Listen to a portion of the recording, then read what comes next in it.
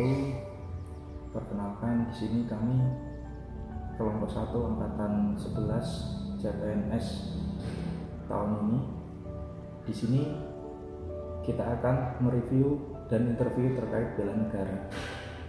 Di sini kita akan interview dan review bela negara terkait suatu judul film yang berjudul Satu Nafas Panglima Besar yang dirilis pada tahun 2015. Sebelumnya di sini saya akan memperkenalkan diri dulu. Nama saya Pradiptana Unggul Santosa. Perkenalkan, nama saya Rizka Yunifarhati. Perkenalkan, nama saya Anissa Larasati. Di sini menurut Mbak Rizka, menurut Mbak film ini menceritakan tentang apa ya? Dalam film ini menceritakan tentang kisah biografi seorang tokoh pahlawan yang pantang menyerah dan gigih dalam melawan penjajah Belanda. Tokoh dalam film ini siapa aja, Mbak? Tokoh tersebut dalam film ini adalah Jenderal Sudirman. Baik, Jenderal Sudirman. Ceritanya bagaimana, Mbak?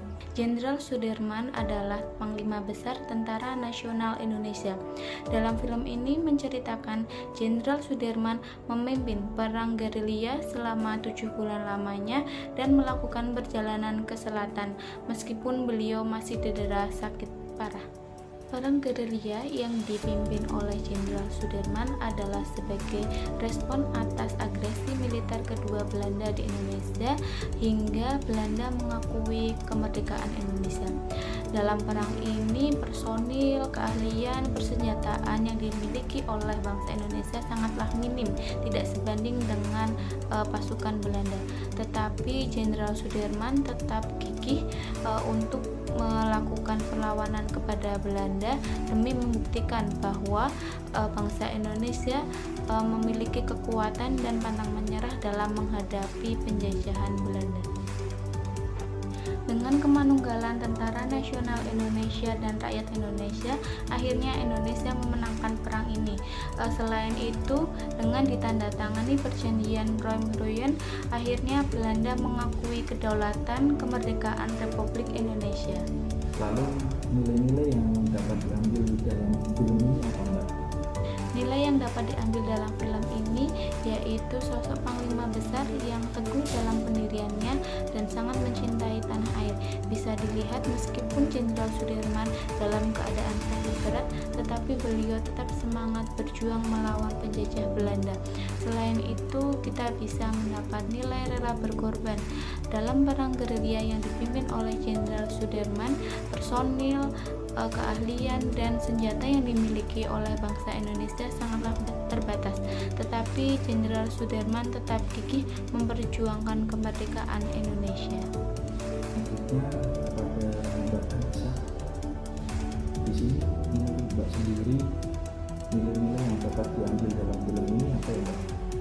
Untuk nilai-nilai yang bisa saya ambil dari film Satu Nafas Panglima Besar, seperti yang sudah dijabarkan oleh Mbak Rizka, saya setuju bahwa dalam keadaan apapun kita harus siap melakukan bela negara, terutama jika negara dalam keadaan darurat. Seperti yang dilakukan oleh Jenderal Sudirman, beliau tetap berperang meskipun dalam keadaan sakit dan harus ditanggung. Selain itu, yang saya pelajari juga mengenai bahwa kita sebagai warga negara Indonesia, meskipun tidak memiliki kemampuan militer, tetap harus punya tekad yang kuat untuk membela negara. Karena bantuan yang bisa kita berikan tidak hanya dalam bentuk fisik, tetapi juga bisa dalam bentuk materi, bisa dalam bentuk ide, dalam bentuk menyumbang strategi, seperti itu. Kemudian nilai lain yang bisa saya ambil adalah perjuangan membela negara tidak hanya mengandalkan fisik saja, tetapi juga ide atau strategi dalam membela negara dengan mempertimbangkan SWOT. Isu-isu yang relevan yang ada di film ini apa ya?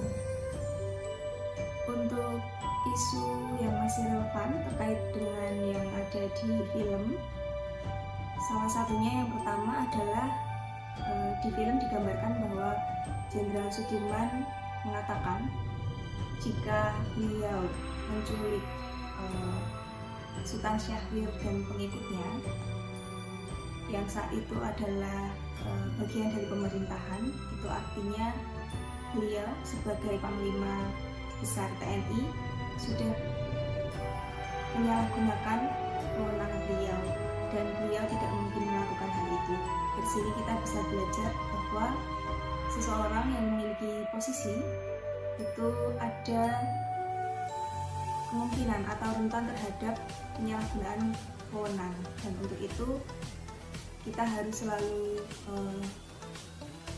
mengingat bahwa kita di sini adalah pelayan bagi masyarakat, sehingga kemungkinan atau keinginan kita untuk menyalahgunakan kekuasaan itu tidak ada. Yang kedua adalah adanya konflik kepentingan. Di film dijabarkan juga bahwa ada konflik kepentingan di sana yang dikaitkan dengan politik seperti itu.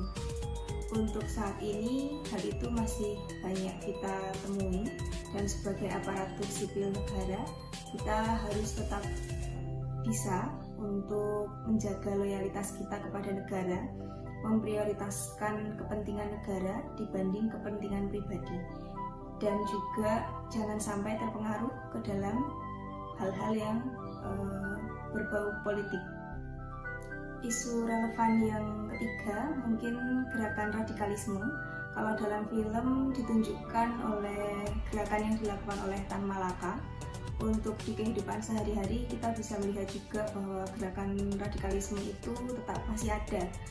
Entah itu gerakan separatis, entah itu gerakan terorisme, yang itu perlu kita waspadai, kita identifikasi, kemudian kita lakukan penanganan, entah itu dengan deradikalisme, entah itu dengan penanaman kembali nilai-nilai Pancasila kepada orang-orang yang terkena paham radikalisme, sehingga keutuhan dan kesatuan bangsa Indonesia tetap bisa dijaga.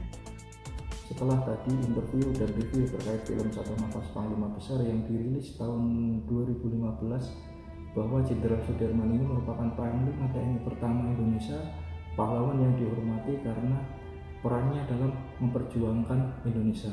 Lalu di sini ada 3 kesimpulan yang dapat saya ambil, yaitu yang pertama bahwa setiap orang punya cara dalam memperjuangkan bangsanya. Lalu yang kedua, kesetiaan mutlak dari Jenderal Sudirman ini kepada pemerintah. Lalu yang ketiga, keinginan para perjuang agar Indonesia tetap merdeka. Sekian pemaparan dari kami. Terima kasih. Wassalamualaikum warahmatullahi wabarakatuh.